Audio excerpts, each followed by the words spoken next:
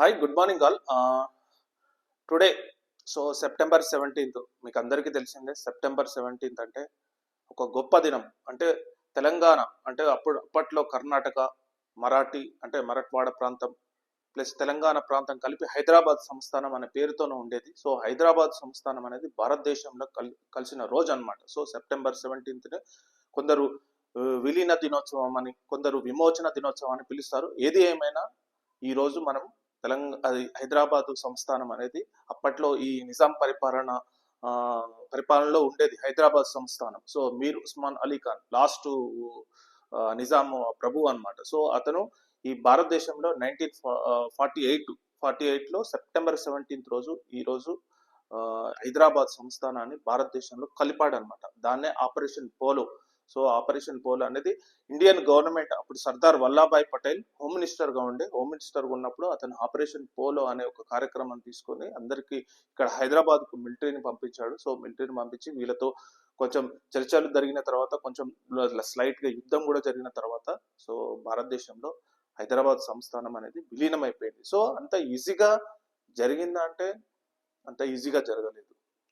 దానికి ముందు చాలా పోరాటాలు జరిగాయి. ఎంతో మంది చనిపోయారు, ఎంతో మంది వీరమరణం పొందారు. మనకు అందులో తెలిసిన వాళ్ళు చాకలి ఐలమ్మ, కుమరం భీం.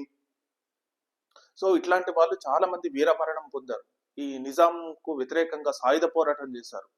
సో అందులో భాగంగా అసలు ఈ ప్రజెంట్ గా అసలు ఎట్లా స్టార్ట్ అయిపోయింది ఈ విలీనం అంటే ఇట్లా ఈ నిజాంకు సంబంధించిన అతని గురించి ఎట్లా వ్యతిరేకత స్టార్ట్ అయిపోయింది అనేది ఒకసారి మనం చూద్దాం. సో ఫస్ట్ గా ఆంధ్ర మహాసభ. సో ఈ పేరు బాగా ప్రాముఖ్యం. సో ఆంధ్ర మహాసభ అంటే ఆంధ్రలో అనుకుంటారు కదా. సో ఆంధ్ర మహాసభ అనేది ఒక రాజకీయేతర సంస్థ, అది రాజకీయాలకు సంబంధం లేని సంస్థ. మొట్టమొదటిగా ఏర్పాటు చేసారు మాడపాటి హనుమంతరావు అనమాట. సో ఈ మాడపాటి అది వరకు కూడా ఉండే చిన్న చిన్న సంస్థలు ఉండే, ఆ సంస్థలన్నీ కలిపి మొత్తానిగా ఆంధ్ర మహాసభ అనే ఒక పెద్ద సంస్థను, రాజకీయేతర సంస్థను ఏర్పాటు చేసారు అనమాట. సో మాడపాటి హనుమంతరావు ఏర్పాటు చేసిన తర్వాత అసలు దీని ముఖ్య ఉద్దేశం ఏంటంటే తెలుగు భాషను అంటే తెలుగు భాష యొక్క ప్రాముఖ్యతను, తెలుగు భాష యొక్క సంస్కృతిని, తెలుగు భాష యొక్క దాని అవగాహన కోసమని ఏర్పాటు చేశారనమాట. ఏది ఆంధ్ర మహాసభ. సో మొట్టమొదటి మహాసభ ఆంధ్ర మహాసభ 1930లో మొట్టమొదటి ఆంధ్ర మహాసభ జరిగింది. ఎక్కడంటే జోగిపేట.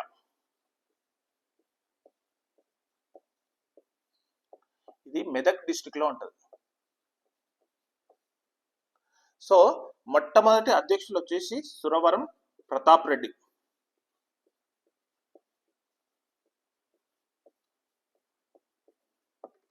ఇతను గోల్కొండ అనే పత్రిక కూడా నడిపేది.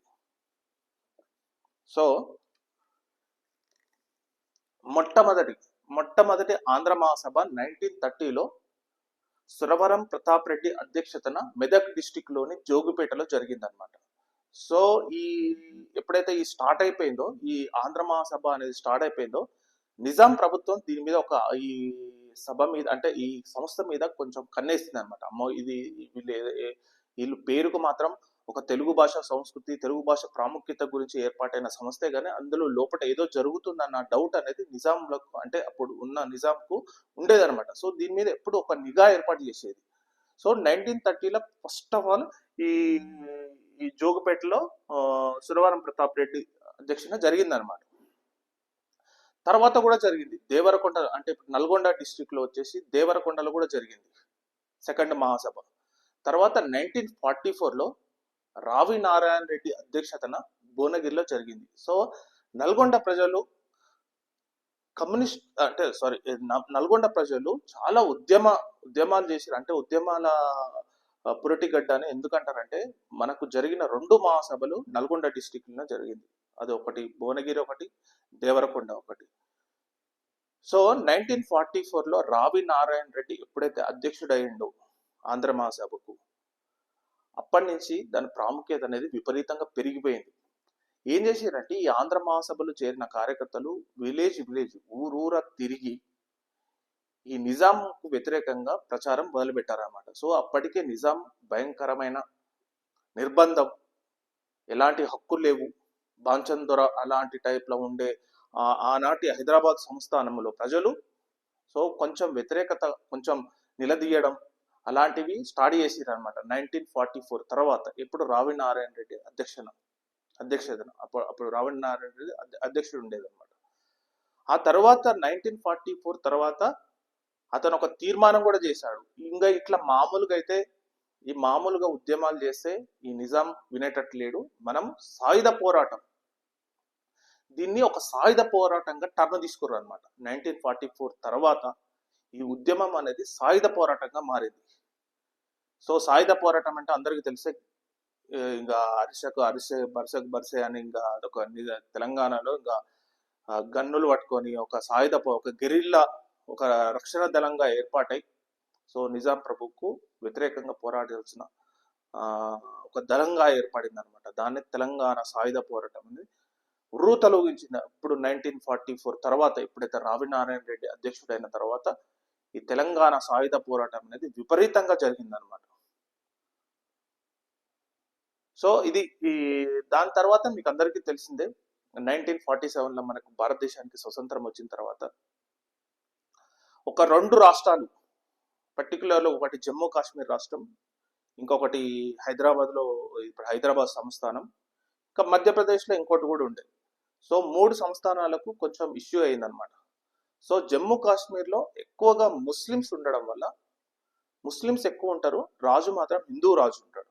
సో హిందూ రాజు తనకు భారతదేశంలో కలపడం ఇష్టం ఉండే, కానీ అక్కడ ముస్లిమ్స్ కొందరు ఎక్కువ ముస్లిమ్స్ ఉండడం వల్ల కొంచెం పాకిస్తాన్ కానీ టర్న్ అయింది అనమాట. కానీ అది అంత సక్సెస్ కాలేకపోయింది. సో దాన్ని కూడా విలీనం, అంటే ఇప్పుడు ప్రజెంట్గా అప్పటికి 370 ఆర్టికల్ వేసి కొంచెం హక్కులు ఇచ్చి దాన్ని అలా విలీనం చేసుకున్నారు. సో హైదరాబాద్ సంస్థానం మాత్రం అప్పుడున్న మీర్ ఉస్మాన్ అలీ ఖాన్, సో మీర్ ఉస్మాన్ అలీ ఖాన్ నేను కలపనంటే కలపను అని చెప్పి పాకిస్తాన్ దేశం యొక్క సహాయం కోరిండు అనమాట. పాకిస్తాన్ దేశం యొక్క సహాయం కోరిండు, ప్లస్ ఐక్యరాజ్య సమితి యొక్క సహాయం కోసం లెటర్ కూడా పెట్టాడు. కానీ అంతలోపే 1948లో సో ఆపరేషన్ పోలో అనే ఒక అది తీసుకొని సో చాలా మంది ఇండియన్ మిలిటరీ వచ్చి ఇక్కడ నిజాం ప్రభుత్వం ఒకరోజు 2 రోజుల యుద్ధం తర్వాత నేను ఈ హైదరాబాద్ సంస్థానాన్ని మీలో కలిపేస్తానని సర్దార్ వల్లభాయ్ పటేల్తో చర్చలు జరిపిన తర్వాత ఈ హైదరాబాద్ సంస్థానం తెలంగాణలో మెర్జ్ అయిపోయింది. హైదరాబాద్ సంస్థానం ఈ భారతదేశంలో మెర్జ్ అయిపోయింది అనమాట. సో అది పెద్ద హిస్టరీ అనమాట. సో ఇంత పెద్ద ఒక గొప్ప హిస్టరీ ఉంది ప్రెసెంట్గా ఈ తెలంగాణ రాష్ట్రానికి. సో ఇప్పుడు కమ్యూనిస్టులు అయితే తెలంగాణ విలీన దినోత్సవంగా జరపాలని కమ్యూనిస్టులు అంటారు. సో కొందరేమో విమోచన దినోత్సవంగా జరపాలని అంటారు. సో ఇప్పుడు మరి కాంగ్రెస్ పార్టీ మాత్రం ప్రజాపాలన దినోత్సవంగా ఈరోజు కార్యక్రమాలు చేస్తుందన్నమాట. సో ఈరోజు సెప్టెంబర్ 17న ప్రజాపాలన దినోత్సవంగా కాంగ్రెస్ గవర్నమెంట్ కొన్ని కార్యక్రమాలు చేస్తుంది. సో ఇది హిస్టరీ ఈరోజు. సో మరొకసారి తెలంగాణ అమరవీరులకు అప్పట్లో చాలా మంది చనిపోయారు, కొన్ని ఊర్లు కూడా చనిపోయినాయి.